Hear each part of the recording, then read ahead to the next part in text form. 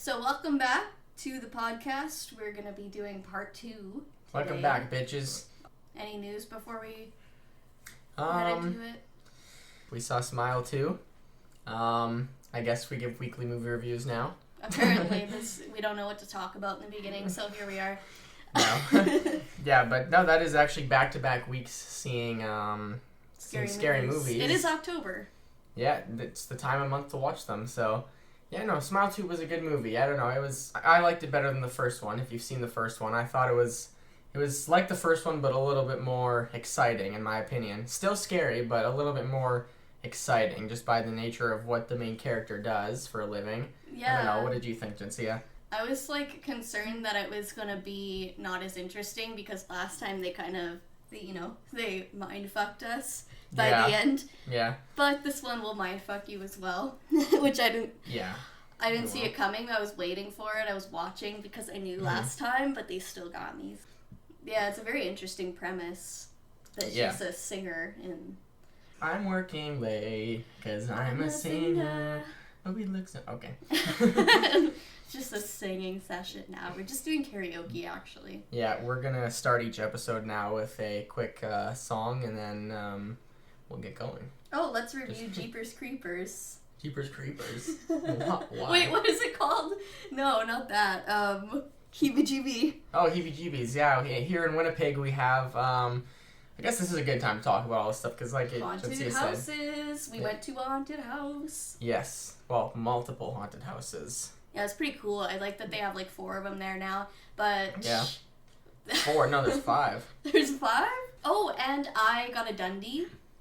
Don't know what my reward is for, but I've got... maybe it's turning Dundee. 26. It's a Dundee for the most job switch-ups of all time. You know what? I'm following along with my diagnosis. It's very BPD of me. But I turned 26. I released this the part 1 of this on my birthday, and there was a full moon, and so I was like, hopefully it will manifest some good stuff. That'll attract a lot of views. I don't know. I fucking Googled it. It said that if there's a full moon on your birthday, it means prosperity. But also I looked at my horoscope for 2024, and it said prosperity, and it's pretty much been as far opposite of that as you can get. Wait, what does that even mean, prosperity? Making money. Getting money. Money. Well, who knows? Maybe this podcast will... This one, it said that I might have some big career moves, but I literally have changed my job, so...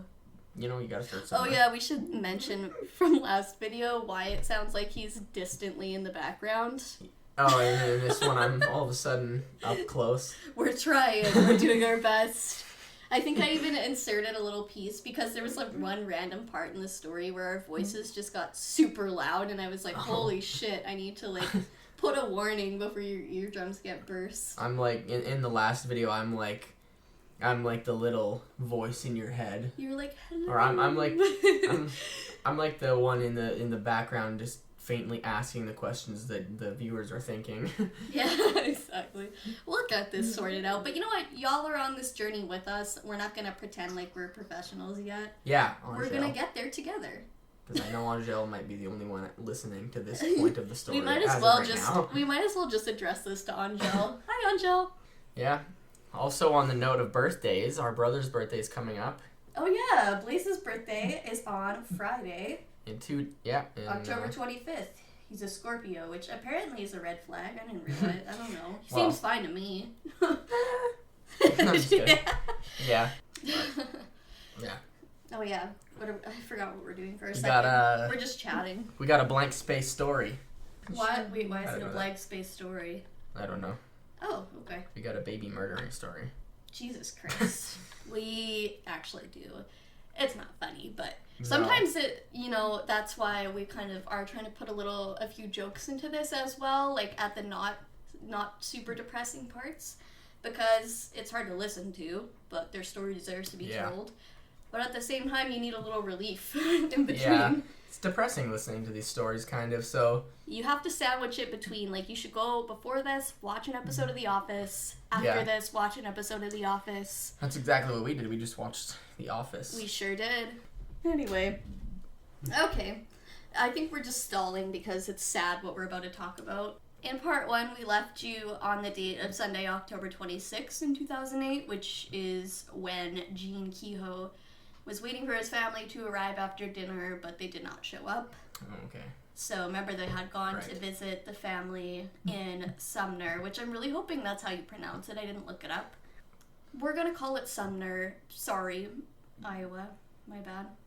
If it's wrong, then that's okay. You guys won't know because I don't think anybody from Iowa is listening, so. If it's wrong, we will punish ourselves intensely. Don't worry. With, pain and torture. Yes.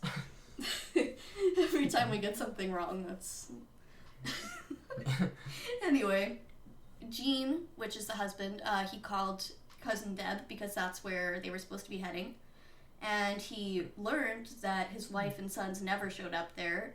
And then he called the only other person who might know where she might be, which was Marilyn, the mother, who she was also supposed to be visiting. The mother. Good old Marilyn. She also had not seen Michelle, which is extremely concerning. So, yeah, that is. Yeah. Right away, Gene called the police. It was, I think, around 8 p.m. Okay. And then he reported. So the family at this point, Michelle is 35. The oldest son, Sean, is 7, and Seth is 2. Oh boy, so he's not even, just still a little toddler. He's so cute. The police took this seriously from the jump, which is good to hear. Sometimes they don't. They're like, wait 24 hours before you report someone missing.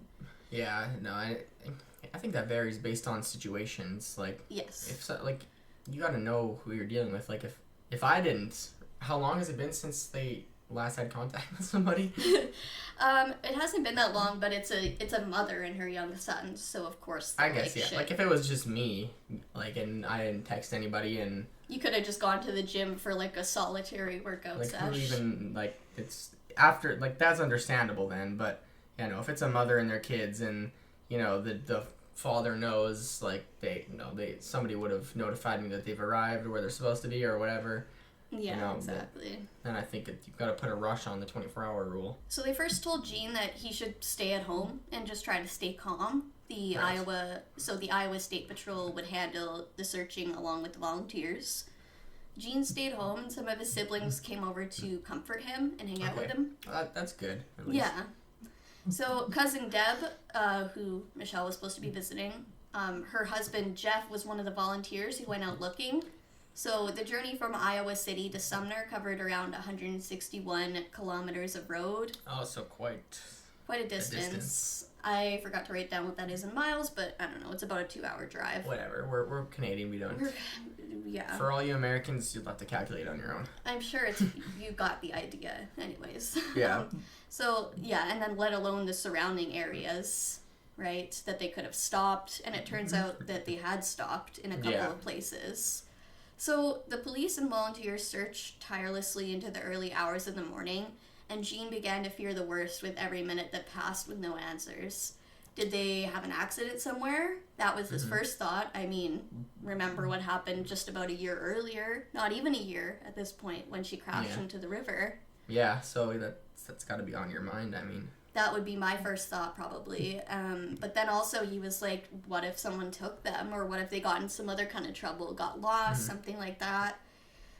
So he basically just waited up all night with his mind racing.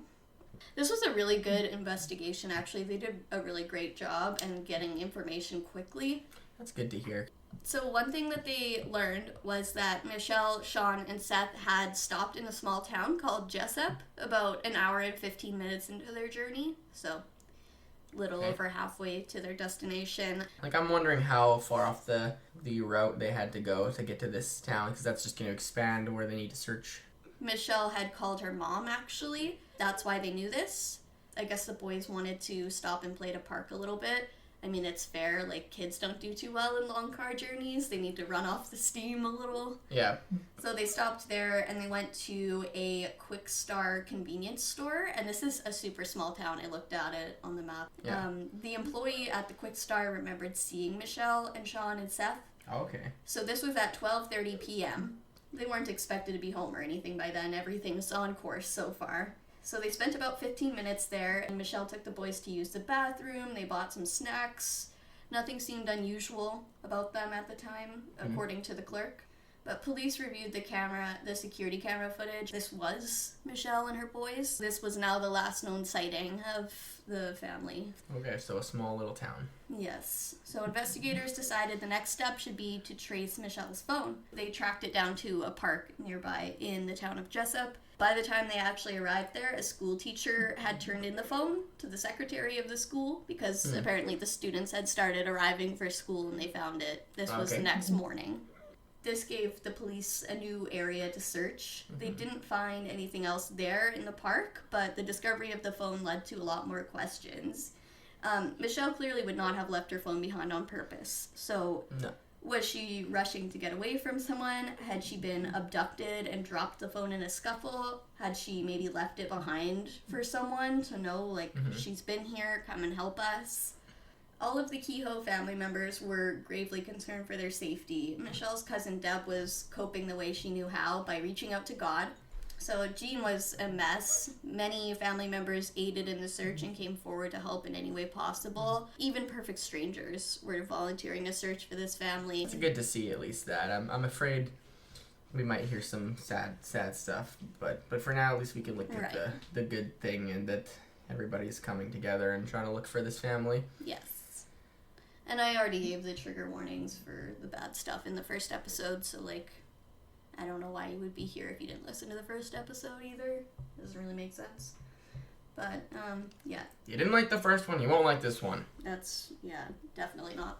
They found the footage of Sean and Seth and Michelle in the Quick Star convenience store. They were airing that already on local TV stations, like, the same night, because I think Jean had called around 8 o'clock to report them missing. So that same night, they already had the footage. They had found it, tracked it down, and were airing it on TV. That same night, oh. Yeah, so they did really good. That's what I was talking about when I said a fast investigation. After the first 24 hours, I don't know the exact figure, but I've heard it a billion times. It's something like your chances of being found alive or ever are cut down by half, like every single day as you go on. The first 24 hours are fucking vital, very important. Yeah. In order to find somebody. And the Iowa state troopers were doing a great job with the search too, so they had the state troopers in for this one. It would not take much longer before at least Michelle would be found. Horribly injured, but alive. So that's no good. Yeah. So it was the morning of October 27th of 2008, so the next day after they left. It's a Monday. If you remember from the very beginning of part 1, Michelle is the one who started pounding on the door of local resident Deb Hind. Yeah. Not to be confused with Deb Smith, who's the cousin we've been talking to. Oh my, similar names. Talking about. Yeah. Yeah. Talking to. She's in the room with that now. So Deb is just a woman living where Michelle happened to land that morning. Deb had just returned home from a night shift, actually. Okay. And she had hopped into bed around 7:30 that morning when she heard the panic knocking at her door as we went over. She lived just 10 kilometers away from Jessup, where the Kehoes had last been seen in that small town. Right. As Deb approached and opened the door, Michelle's body gave out and she collapsed into the home. But actually, so she had finished her night shift. She was a psychiatric nurse assistant. So, oh, really? Yeah. Pretty much the best person, one of the best people you could run into to help you. It's not good, the situation that Michelle's in, but... It reminds me of before in the story when her dad got in that accident and the people following directly behind were paramedics. Yeah, it seems like it's just fate, like... Yeah, that this person who has some qualification to help you is there. Deb called 911, obviously. She thought that Michelle was likely a car crash victim because she was all in shock and cold and fucked up, and bloody, too. So her hair was all dirty, and she, as they were waiting for the ambulance to arrive, she laid down on Deb's floor and just, curled up into a ball, Oh, poor Michelle. Yeah, it's sad. I feel bad for her, yeah. Yeah, me too. So, Michelle was mumbling something at Deb, but she couldn't understand what she was saying. So, Michelle motioned for a paper and pen, and then she wrote down her husband's name, Jean. Okay. She wrote down his phone number. Oh. Deb observed as Michelle was laying on the ground that she had rubber gloves on for some reason. Not sure why. But she also had, like, twigs and shit all in her hair and, like, Yeah, so she's pretty dirt pretty and beat stuff. up. She started writing down more stuff while they were waiting for the ambulance. And she wrote down that she was trying to help her 2 children. She wrote that a man was trying to kill her just down the road. And she also wrote that she believed this man had already murdered both of her children. When the fire truck finally arrived, Deb rushed outside and frantically told the first responders that there were also 2 little boys who probably needed help somewhere and go and find them. So everyone held their breath as they searched, praying for the boys to be alive. So it was 2 firemen, both named Sean Evan and Sean Davis. With like names in the story right? and stuff. Like, and the boy they're looking for, one of them's name is Sean. Yeah, and the other one's name is Seth. Yeah, so the 2 Seans drove down the gravel road that Michelle had written down. They were looking for her white van. At the same time, the first ambulance arrived to take Michelle to hospital. The EMTs entered the residence that Deb lived at and checked Michelle's vitals. She was still conscious, but struggling. One of the EMTs was named Rebecca, and she pulled back Michelle's collar and revealed a very long and deep cut on her neck. And her trachea was literally exposed. It was literally protruding from her neck. Oh boy. So how is she alive? That explains why. I fucking don't know. But that explains why she wasn't able to talk. That was actually the only way she was still getting air. The EMTs got Michelle into a stretcher and moved her to the ambulance, and there they observed that the injury went nearly from ear to ear on her neck. Yeah. So they did their best to treat her on scene, but her injuries were severe. She would need to be airlifted to hospital. So this is also when they recognized that this horrifically injured woman was Michelle Kehoe, who was missing from Iowa. So they found her. Okay, yeah. So this is when they realized who they're looking for, yeah. But back to the boys, because I'm sure you're worried about them. Sean Evan and Sean Davis spotted Michelle's white van. It was off the main road, parked by some trees by a local pond called Hook and Liner Pond. So that's where the name of that book I told you about comes from. Horror at Hook and Liner. Mm-hmm. The men hurried over to the van, hoping to find the children, inside or nearby. They exercised caution, knowing that Michelle said there was someone who abducted and attacked them, and he may still be around. Mm-hmm. So this is when they made a horrible discovery, and things are going to get real bad at this point. So the 2 firefighters found 2-year-old Seth laying in the bushes on his back next to the van. The men checked for signs of life, but unfortunately they didn't find any. So that's 2-year-old Seth. Oh no, that's sad. I know. Well, I feel like that's terrible when that happens to kids. Yeah, you didn't it's terrible when it happens to anybody. Like, you didn't even get a chance to do anything. Yeah, I mean, at that stage, I hope he was at least just young enough to not comprehend what maybe was happening, and hopefully it was quick at least. Like, that's terrible. It was, and yeah, it's, he was too young to really understand what was happening, which is somewhat of a comfort, I guess, but still very sad. And then immediately after finding Seth's body, they of course called for backup. He had actually been laying there for a while, we'll find out. But then they had to start looking for Sean, and that's when they found him hiding inside of the van, alive. Oh, Sean's alive. Sean has survived. So that's pretty awesome. Yeah. Now, Sean was also horrifically injured, but if you remember from the car crash, he is so incredibly smart for his age. Yeah. And aware of what's going on.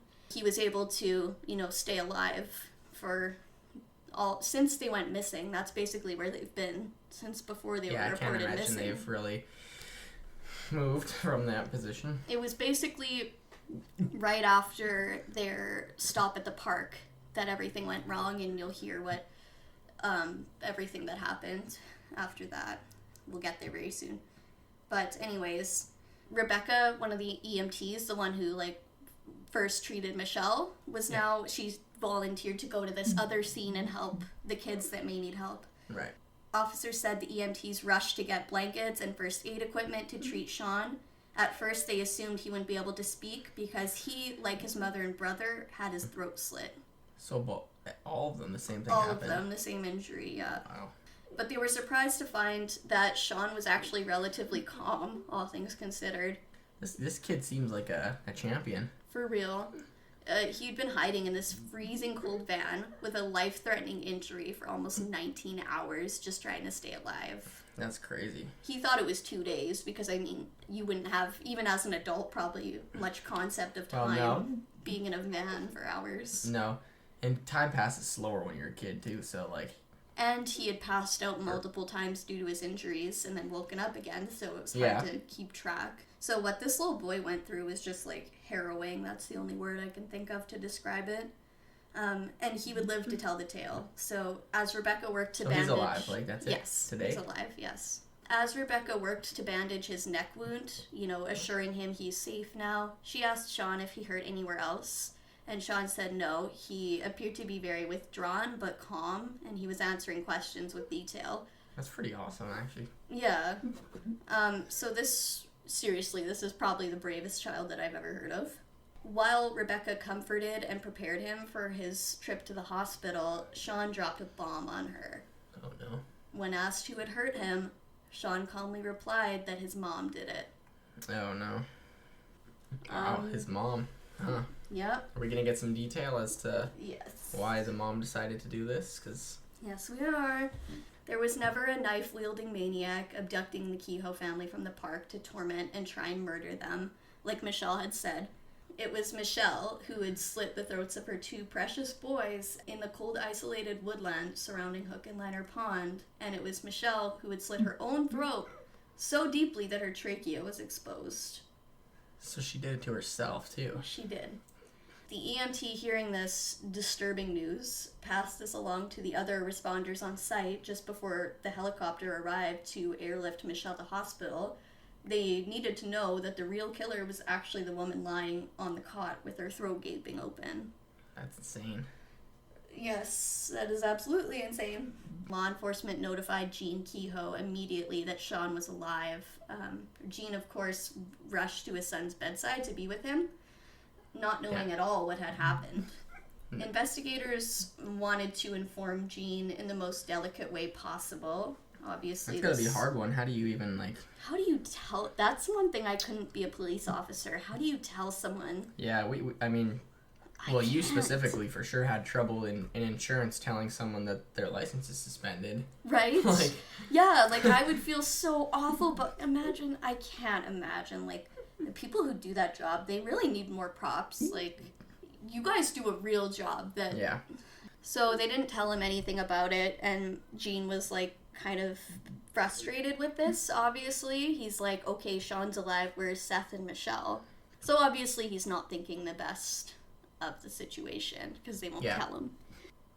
But as soon as he arrived at the hospital, he would soon learn everything that happened. This was the last thing that Jean expected to hear. It was the last thing that anyone expected to hear. Michelle was a great mother by all accounts. Like, not even just an average mother, but a really great one.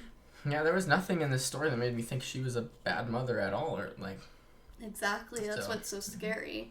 That's freaky. She doted on her boys. She did everything for them. She ensured they got their daily servings of organic fruits and vegetables, and she spent most of her time with them, reading them books and teaching them things. She was always concerned if she was doing things right for them, and she, extra concerned about it. So what the fuck happened to make her do this? Like... Postpartum. Potentially. I actually, because we mentioned in the first one that I'm not sure if she had that or if she was diagnosed with it, I couldn't find anywhere that she was. There were psychiatrists and psychologists who speculated, not having known her, that she could have had that, but she wasn't diagnosed.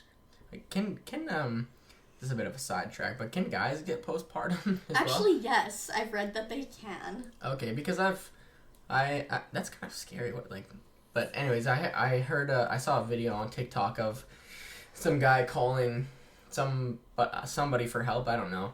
And it's like the recording of the voice call, and he's telling the person, I guess it's like somebody that's supposed to be able to help with this stuff. He's telling him, he's like, yeah, I'm just like 19 years old. I just had a kid, and he's like, I hate my son. And he's like, Oh. but it like, you can tell, like, this guy's a good guy. He's just like, I don't know why I don't want to, but I just, like, it's something's, like... I know, it's so sad. That's the same thing that happens with mothers, too. Yeah, like, he's like, I love him, but, you know, I just, like, I don't know how to describe it, really. I get it. I hope I would be able to see the symptoms happening. But I am at risk, having mental illness in our whole family. I mean, I guess you're technically at risk, too. Yeah. I mean... Is Tourette's a mental illness? No, but I mean, like, our family has... Well, is it? No, it's not. But our family has... I feel like I guess it's not, but it's kind of in the middle. I don't know. Like, yeah, I should do more research on my own thing. We don't even know. I don't think it is, but that never made sense to me, because when I'm sleeping, it doesn't happen. When I'm distracted, it doesn't happen as much. When I'm playing piano, it doesn't happen. So I think, like, it's all in my head. Like, it must be, but I don't know. I'll have to do some research on it. That's interesting. We're discussing far too much. But I think it's good, too, because that's part of it. We will get into the motivations and everything behind Michelle very soon, but Sean has a very clear and articulate description of the events that took place. But first, let's talk about Michelle's fake story that she came up with. Okay. So remember, she told Deb that she thought both of her sons had been murdered, and that was certainly her intention. Yeah. But by the next day, once Michelle was stabilized and in hospital, she was ready to talk with investigators.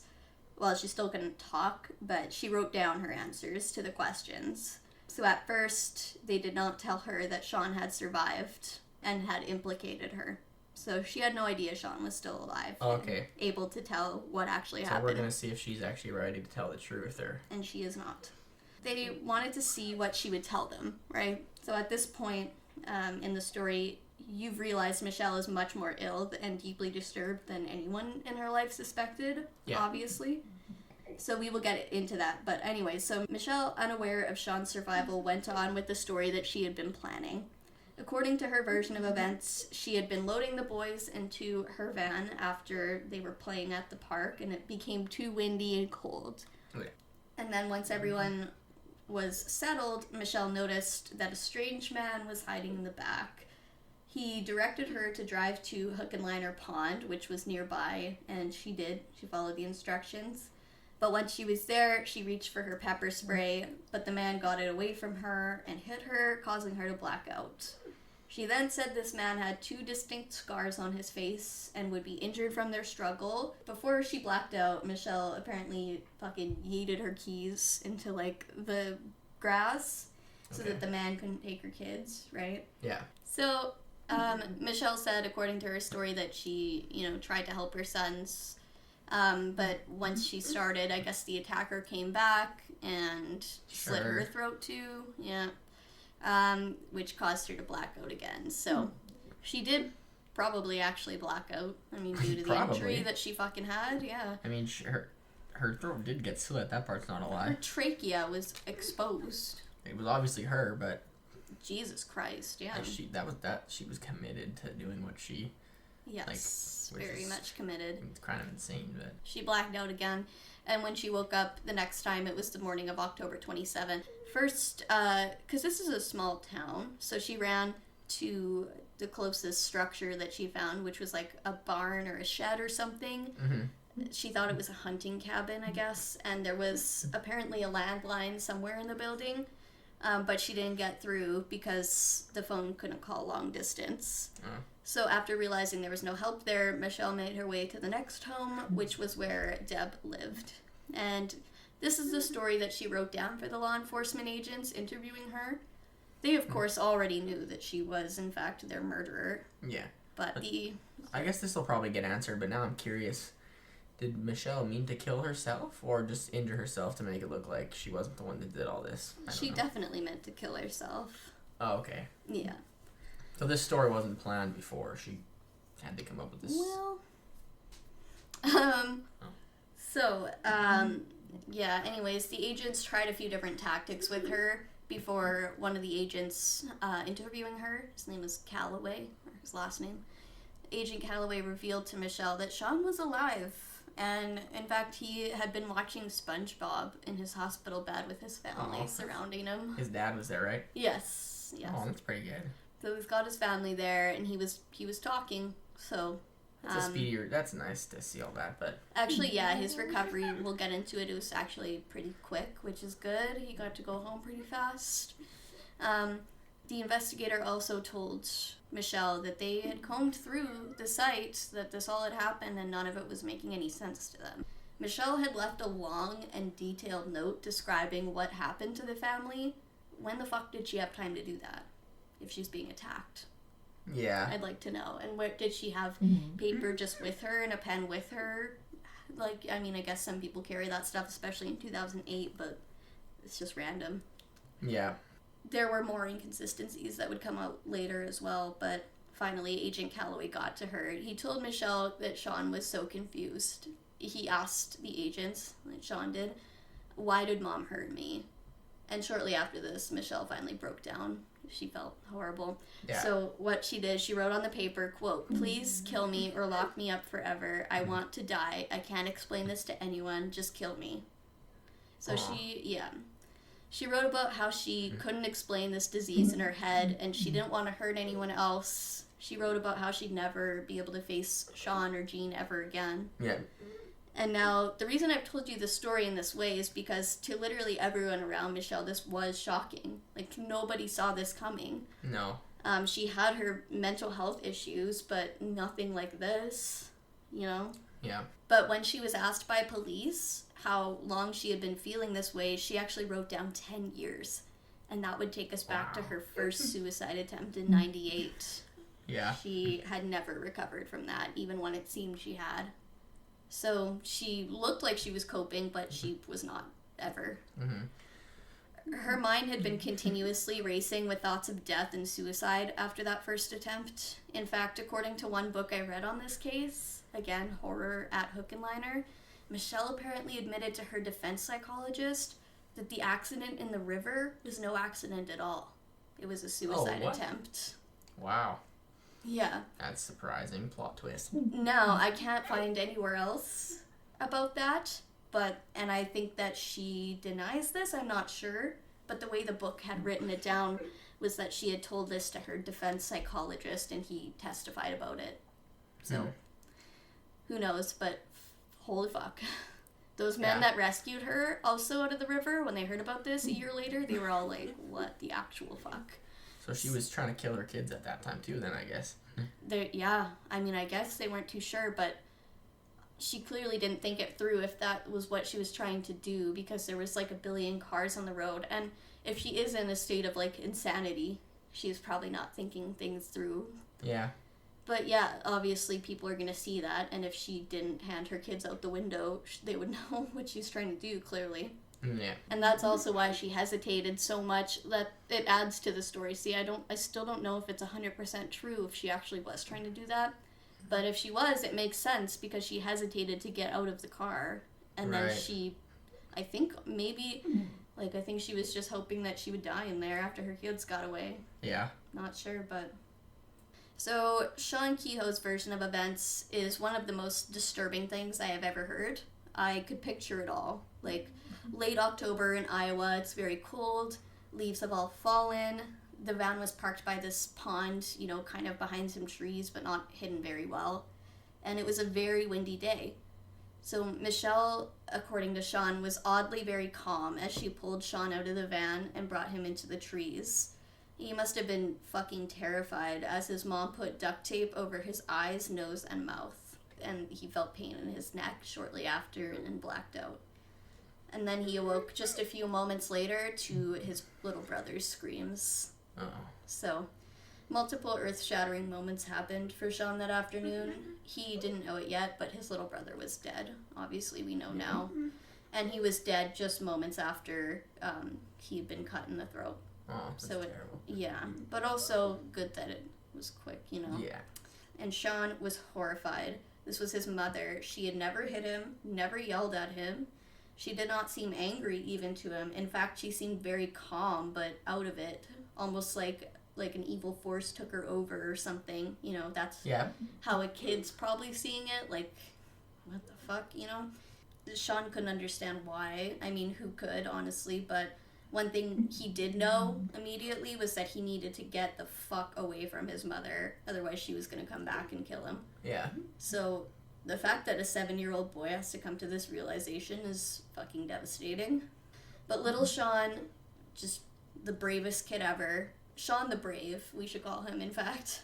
Sean moved quickly and quietly, and Michelle had taken Seth to the other side of the van, so Sean was able to sneak inside the van without her noticing, and he locked the doors immediately. Smart. Yes.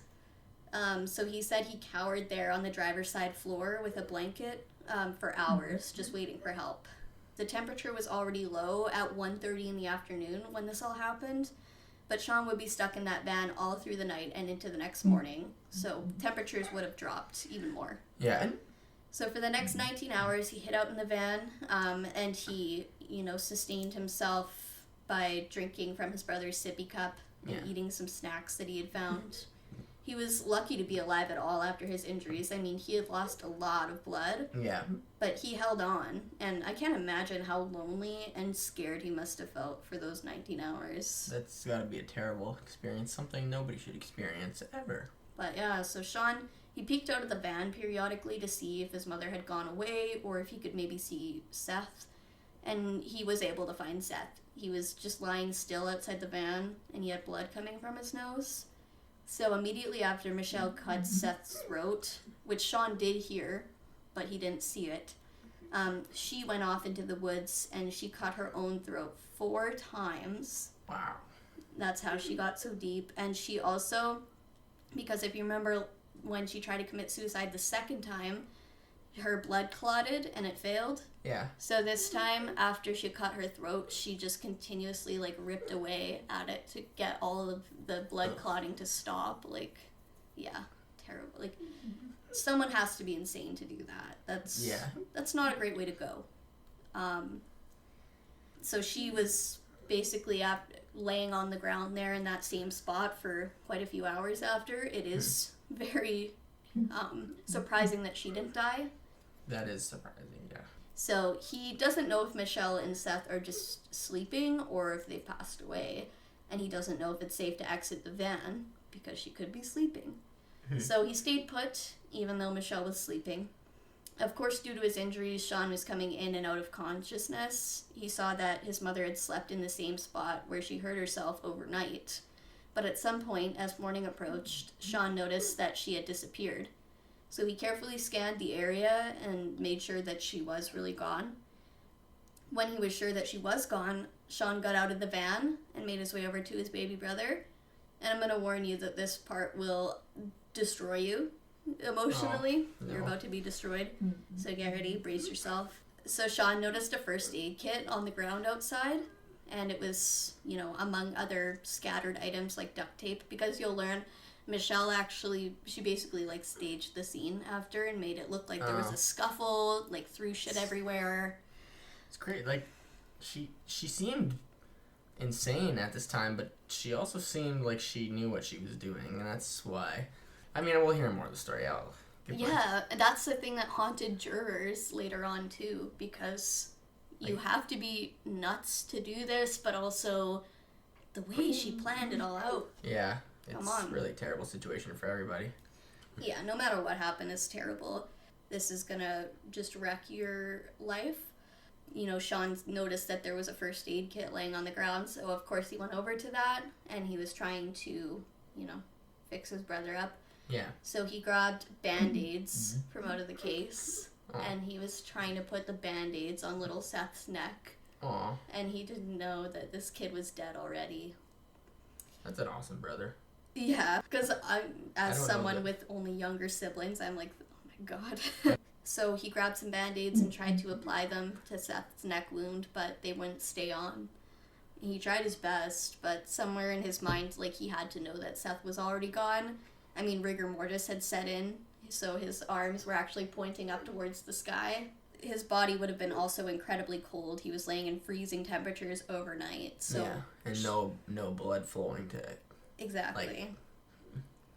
So Sean wasn't sure what else he could do, so he desperately tried to help, but he just couldn't. So he was defeated. He got back in the van and he waited for help there. Sean later said that he got through that time in the van by praying. Oh. So, so cute. But a little while later, emergency services would arrive and bring Sean to safety. We talked about that whole situation. They tried their best to distract him from asking about Seth. He needed emergency surgery himself, so they couldn't have him upset by that news right now. Yeah. It's got to be a scarring experience for Sean. Yeah. Oh, yeah, definitely. And we'll hear a little more about how his life went after that. I just hope he's doing okay now. I really do. I guess he'd be 23, right? Yes. Exactly. Not too much older than me. Yeah. Younger than you. When everyone was found, when Michelle was found and Sean and Seth were found, she was being airlifted to the hospital just as they heard from Sean that she was the one who actually did this. So at the same time, now he's being taken to the hospital, and Gene gets the call to go and meet him. Gene had a bit of a drive, right? And he had his siblings. They came with him, actually. They drove him there. Yeah. Because they had stayed with him overnight, too. It was the next day on October 28th when Michelle would finally confess to everything. Seth Kehoe was so relieved to see his dad, obviously. Aw, that's awesome. Yeah, he certainly never wanted to see his mother again. That was the only thing he could say. He was like, I do not want to see her again. I was really curious about that. Like, Right. do you, like, you're still alive, your mom's still alive, do you decide that you never want to see her again? Like, but yeah, so after, I mean, you obviously can't blame him for that. That's completely fair. But after Sean, so he had surgery in the hospital, and he was healing up, and he was as comfortable as he could be. So police pulled Gene aside at that point, and that's when they let him know what happened to Seth. First that he was dead, and next that it was the hands of Gene's own wife and Seth's own mother. So Gene was obviously stunned. He knew his wife was struggling with her mental health, but where did this come from? Even Michelle, who had been struggling with these thoughts, believed that she was stronger and she could overpower them. Like, she had battled them for nearly a decade, and now she had lost the battle. So Michelle was sure that no one would ever want to see her again. She could never explain her actions to anybody, but she also knew that she was incredibly sick and she would never ever be at peace again. That's why she was trying to kill herself. But to her surprise, Gene actually did want to see her. Aww. So, yeah, it took him about a week before he could make it to her because obviously he needed to care for Sean first. Yeah. But he didn't want to see her. So after about a week, when, Sean was discharged from the hospital and everything, Gene made the drive back to Iowa City. That's where they lived and everything. And that's where he visited Michelle in the hospital. So the first few nights, though, that Gene and Sean were home together, they were obviously very difficult nights. But Sean slept in the same bed with his dad. Aww. And they also had 2 little dogs that were super cute. Yeah. And he was super excited to see them and, hang out with them. Aww. His dad's a good man. I know, right?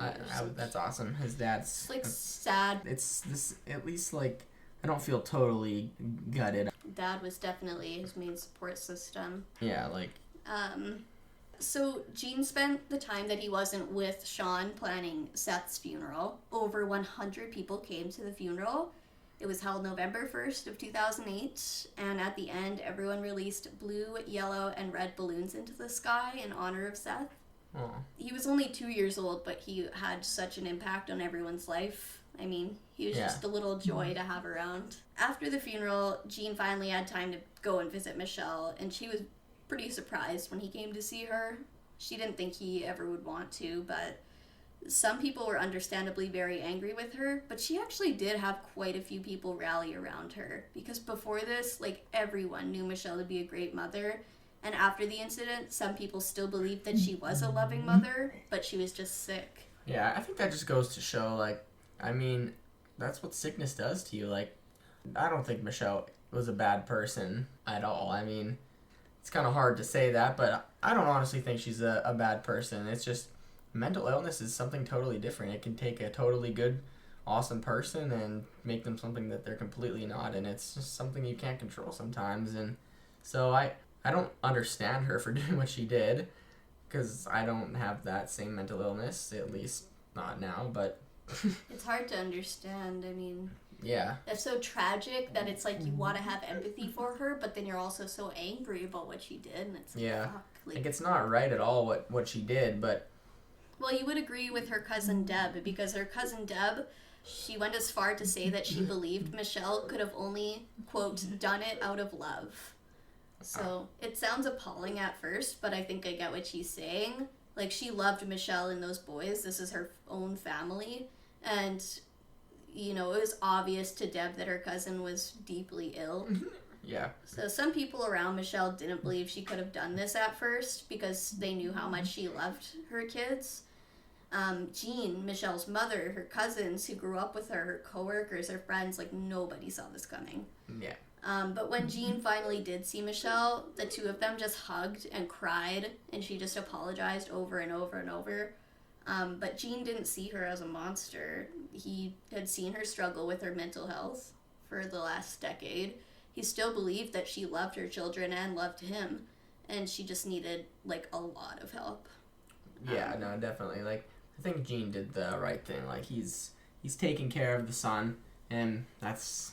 He's also taking care of his wife. It takes a very mature human being to be able to do that. So that just shows, like, what kind of person that he is. Yeah.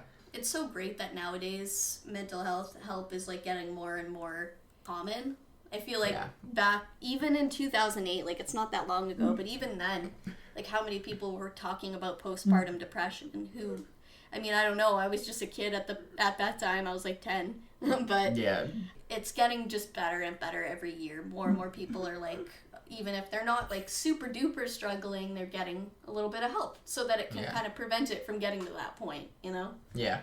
Yeah, actually, Jean would go on to testify at her trial and everything, and he was standing by her and asking for forgiveness on her behalf from the public. And the thing is, like, if people knew how much she was actually struggling, they would have gotten her help. They all said that. They just had no idea. As much as it's hard to admit what's going on sometimes, that's the one part where I think it's on her a little bit. She knew what she was going through, and I know it can take a lot sometimes and you want to try to act tough, but I think nobody, no man, no girl, no woman should ever be afraid to tell somebody or multiple people what's going on in their life. Yeah. If they're sad about something or if they're going through some mental problems, because just a little bit of her talking to people could have prevented that entire thing. So honestly, yeah. That's where I think she did go wrong, like truly wrong. Yes, definitely. So Michelle was arrested for her crimes on the 15th of November, just under 3 weeks after the murder. And the story had quickly captured the attention of the nation, obviously. Like, what a horrible story. Everyone was tuning into this. Yeah.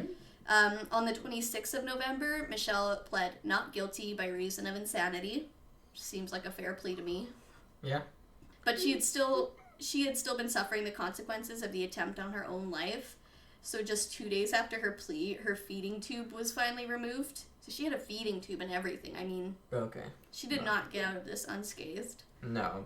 So the legal system quickly handed down a no-contact order between Michelle and Sean, obviously. Fair enough. I don't think... Yeah. I think Sean had already implemented that himself. Exactly. He did not want to speak to her or see her.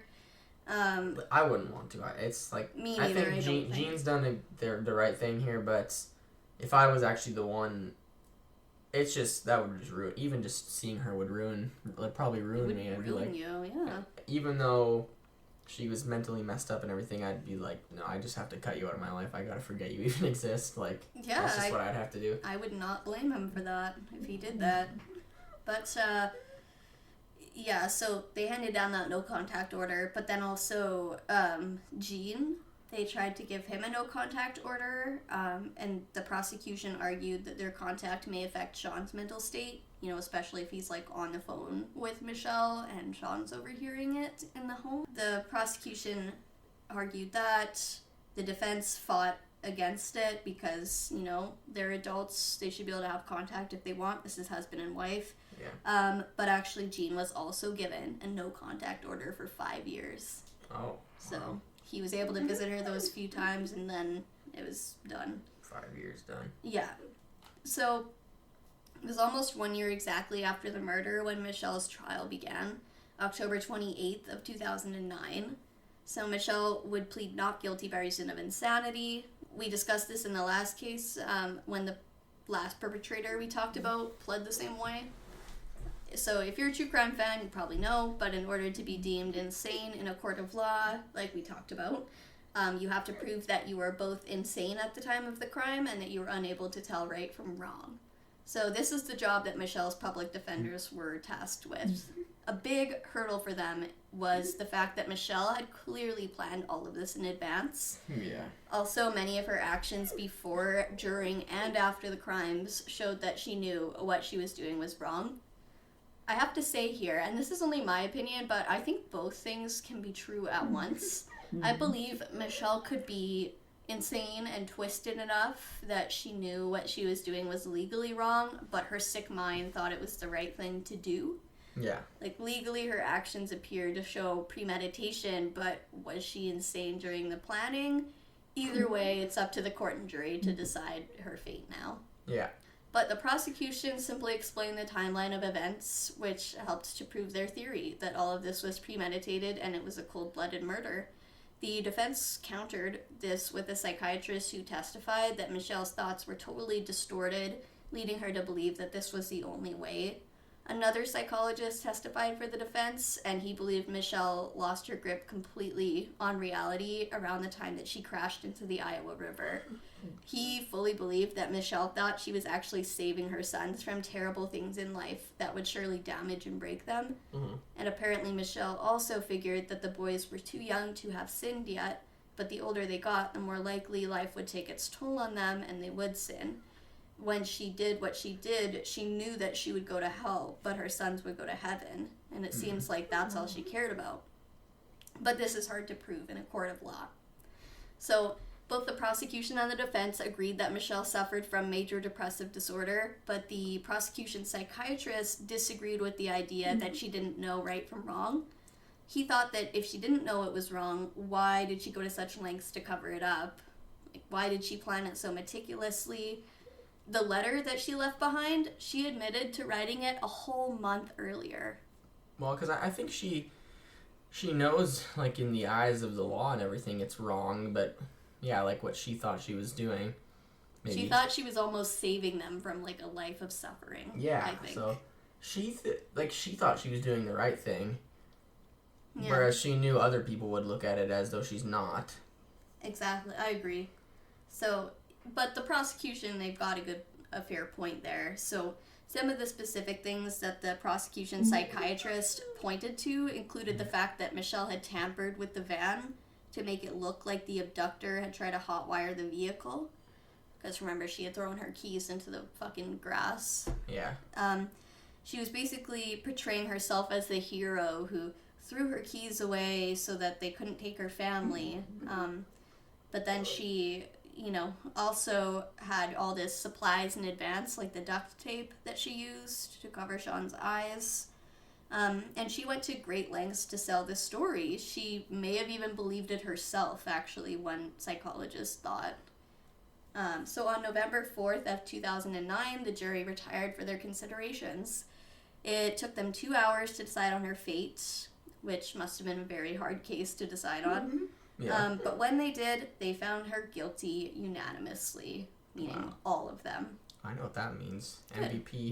MVP unanimously is a term that gets thrown around lots in football, so the unanimous There we MVP. go. A word that we can relate both of our worlds. Yeah. But many of the jurors on the case really struggled with this decision. I mean, it was tough. But to them, the evidence was strong that Michelle had planned this. And many of them felt that she had to be suffering from some level of insanity to be able to do that to her children. But ultimately, they agreed that she did not meet the legal definition. Yeah. She clearly showed that she knew what she did was wrong. I mean, why else would she tell everyone that it was an abductor who did this? Yeah. But yeah, so she would be found guilty of first-degree murder, attempted murder, and child endangerment. At the hearing, Gene spoke to the court. He was struggling to hold it together, But I watched the video, it's very sad, he's like crying. He spoke to the court and asked for forgiveness, and then he also asked the judge, because this is after the no contact order was handed down, he was like, can I just like give my wife like one hug? And he was like, no. I was like, oh. They both were very sad after that. So yeah, Michelle was sentenced to life in prison with no possibility of parole. Wow. She will remain there for the rest of her life. Yeah. And she has had a couple of appeals since then, and they were both rejected, so she's still there. I'm not upset with the way that's... Me neither, honestly. Yeah. I would have probably preferred that she be sent to like a psychiatric program, but she definitely needs to be kept locked up. I don't know how you can ever be okay again after that, and I don't think she believes she could either. Yeah. So, since the horrific attack at Hook and Liner Pond, Seth Kehoe had been receiving counseling. In October of 2008, he had been in first grade when all this happened, so all of his classmates knew what happened. Yeah. Like, they didn't know the details, obviously, they're all young, but... Yeah. They all knew some of what happened. The news was widespread, and kids, like, this whole trial was, I believe, you could watch it on TV. And the kids in the community obviously were going to be asking questions, as kids do. So parents tried their best to answer it in the best age-appropriate way. And then also the most important thing was to make sure Sean was okay and had all the supports that he needed. So the teachers definitely kept an eye on him just to make sure the kids were being kind and not picking on him. Yeah. And they were being very kind to him and compassionate, and he seemed overall to be coping pretty well, but he definitely smiled less, according to his classmates, which makes sense. But one day, little Sean told his dad that he did not want to go to school anymore because he was just tired of it, and he knew that everyone knew what had happened. So... Oh. I feel like he was probably just tired of being looked at with these sad eyes, because every time someone gives you that look, it just brings it all back up. Yeah, it's weird, because you want everybody around him look, is feeling sympathy and everything, and they're, this, like you said, the sad eyes they're looking at him with, and to them that's like, you want to show that towards somebody who's been through that, but from his eyes, he's like, I just want to forget about it. I want to see you guys smiling and laughing, and I think he wanted things to just be normal. Normal would be good for him. Yeah. But it's also hard. I would feel so bad if if that happened. Yeah. And I don't know if I'd be able to hide the fact that I'm feeling that way. But yeah, so he said he didn't want to go anymore. But Jean had some help in raising Sean. Actually. I had some help. Ain't act like I can make this kind of mess up. Okay. Okay. So Jean had some help. So, his mother, Gwen, who I mentioned, like, a long time ago, she helped a lot with Sean, taking care of him and stuff. And then, of course, they had their 2 little dogs that they loved. Yeah.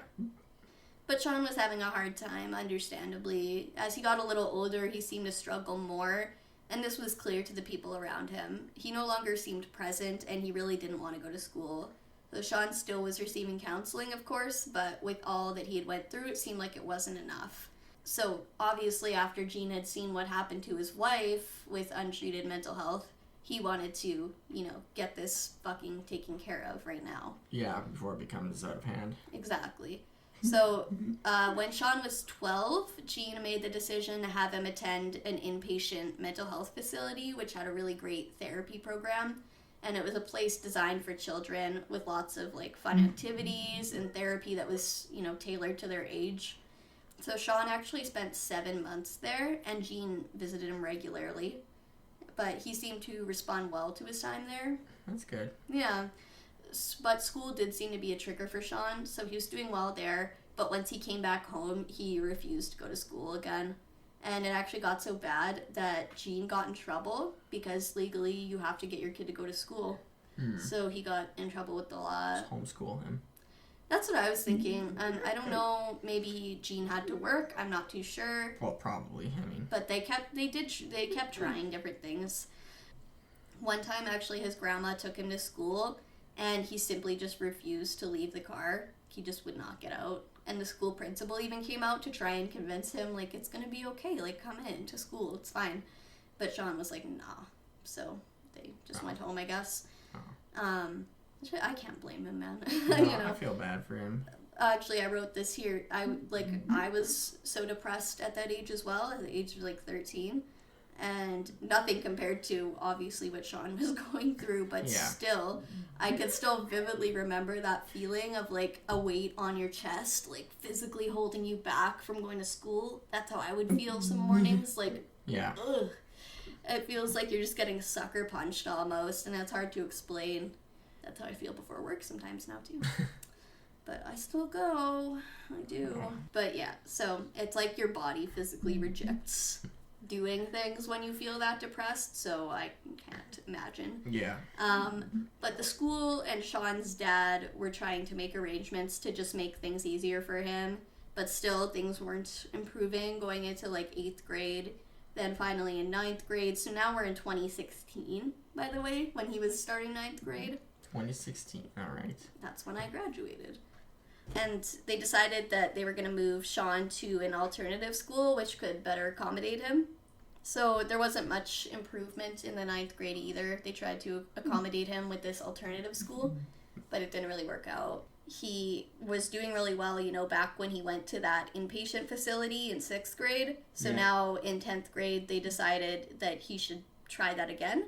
So they found, Gene found an inpatient facility specializing in childhood trauma. And Gene, the school, and the mental health professionals in their life were able to sort out kind of a hybrid learning program that would work for Sean. Okay. So he didn't have to attend school every day. Okay, so Sean seemed to be doing okay outside of school. It seemed like he was thriving in the inpatient facility from what I read. But also he came home on weekends and holidays, and he really came alive and enjoyed himself when he was around his extended family. That's good. Yeah. So school was his main source of stress, but he continued, attending here and there. He would go. I think the good thing at least is that this happened when he was 7, right? Yeah. And I'm just thinking back, memories from when I was 6, 7 are very foggy. I don't remember a whole lot around that time. True. So probably this one is. Well, this is something you remember. Clear for him, but. Also, kids are resilient. Kids are very resilient. Yeah. This all was a source of contention for Sean and Gene, and obviously Gene was a great father, and he was very mindful of why his son was struggling, so he didn't push him too much or anything like that. But when Sean turned 16, he just told his dad that he couldn't do it anymore. He was like, I am dropping out, and legally now that he was 16, he could, so he did. And, Gene tried to be understanding. He was like, I can't make you go. I'd like you to go, but if you don't want to go to school, I can't help you. Yeah. So, at that point, I'm not sure if he still lives with his dad, but Sean lived with his dad for quite a while. And I'm sure he visits lots, he must. He probably still lives there, I would think. I don't know. It's such a trauma. I would never want to live alone, after that. Even at 23, I'd be like, fuck. And obviously, kind of his growth was probably stunted a little bit by this. I mean, obviously with school, he struggled. Yeah. So I'm guessing he's still just kind of trying to figure things out. And most people are at that age, honestly, but especially with what he's been through. Yeah, so he dropped out, but it seemed like things kind of got better for him after that. He just stayed living with his father. He liked hanging out with his dogs, and he also really likes gaming. That's one of his things, yeah. Nice. Me too, brother. But he is described as soft-spoken, friendly, and intelligent to this day, just as he always kind of was. Yeah. And then, so now our thoughts. Here's my thoughts first. So personally, I always want to support victims and their family members when I can. So Seth Kehoe has asked for forgiveness for Michelle. So I feel compelled to honor that. I don't think she ever intended this to happen. And this is not to take away from the horrible things she did. I'm not sure how Sean feels about everything now. He did not want to have any contact with her for a long time, but who knows? I don't think he's spoken out about this anytime recently. So, we want to obviously respect his privacy. Yeah. And allow him to grieve in whatever way that he needs to. But I'm just going to stay kind of on the fence here because I respect Gene. And I respect Sean's feelings about this, and I just don't know how Sean feels. who knows? Maybe he has forgiven, or maybe he's not. So, Yeah. You have any closing thoughts? I'm pretty much the same with kind of where you're at. I'm somewhere in the middle. Yeah, it's a hard case because the perpetrator did the thing that she did out of definitely a certain level of insanity, I think, even though that's not what it was deemed. Yeah, legal definitions and actual things that happen are very different. Yeah, and sometimes. I mean, what she did isn't okay at all. Obviously. But like I said earlier on, just because it's not okay doesn't mean it's something you can always control. I mean, that's kind of how I feel about Michelle a little bit. Like, she did something that was terrible. Yeah. And I'm not saying it's okay that she did it, but I can kind of understand. if it's just something messed up stuff happened to her, and it sometimes results in some mental illnesses. But definitely. One other final thought from me is, I think Sean, if he doesn't already, he needs to get himself a good friend. Yeah. A good friend, like somebody, not everybody, but lots of people have that one friend who doesn't care about your past. Mm-hmm. It's just they're there to support you through anything. They're there to laugh and have a good time with you, have fun, somebody to play games with and just distract you from whatever bad stuff is going on. He just needs that one friend who's not gonna always, I guess, give him the sad eyes. Yeah, right? Somebody who's gonna accept him for who he is now and not what's happened in his past, and somebody that can laugh and have a good time with him. Yeah, and be patient with him if he has, outbursts or whatever the effect may be from this. But yeah, I hope he has like a good friend. I know he has lots of family surrounding him, which is great. Yeah. And he's got his dogs. Actually, I mean, the two first ones have since passed away, but he's got new ones now. That's bad and good. Bad then good. Yeah, but it's normal when you're a pet owner. You know that your pets are obviously going to die before you do. So yeah. So Gene still works in maintenance, and he seems to enjoy it because he has reached retirement age, but he just does not want to retire yet. So Gene just seems like the most compassionate and supportive human ever, and the strength that took him to keep moving forward through all this is like fucking superhuman. And to forgive his wife and stand with her, it says so much about him. He really has a heart of gold, and I wish him all of the healing and peace going forward. I hope we were able to help honor his family's memory in some way here. Now in 2024, like you said before, Sean is 23. I couldn't find much about what he's doing nowadays other than, the gaming and the spending time with his family. He probably just wants to live a normal life and kind of put this all away in the past. Yeah. So I think we should respect that, but I just truly hope he's doing okay and healing and getting better. My heart really goes out to Sean. I seriously cannot imagine the suffering he endured. So I so hope that he finds some peace and he still has no contact with his mother. That's probably good. Yeah. Michelle is still serving her life sentence in prison. She tried to appeal, like I said, but has failed. Sean's no contact order kept being extended every 5 years, and I'm not sure if Gene's was. Sounds like maybe it wasn't.